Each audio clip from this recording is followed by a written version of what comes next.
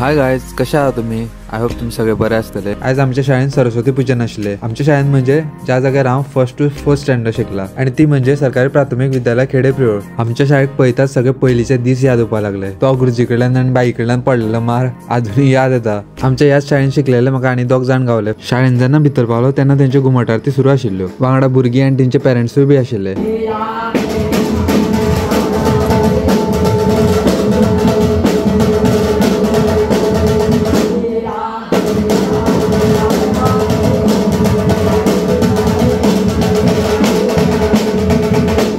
आरती जातकीत मागीर हांव सरस्वती देवीचे दर्शन घेवपाक गेलो। भुरग्यांनी आपल्या पाटयांचेर बरी चित्रां बी काडलेली। पुजे नंतर हांगा सगळ्यांक जेवण आशिल्लें आणि मागीर हांव बी गेलो जेवपाक।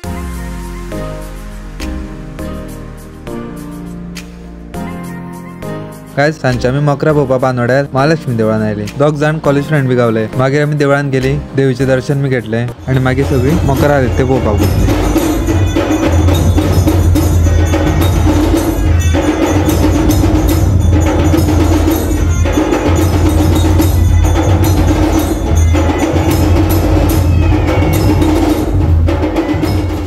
गाइस, आय होप तुमको मिनी ब्लॉग आवडला आसतलो। परत मेळूया एक नवीन ब्लॉगान। तेसर बाय बाय, टेक केअर।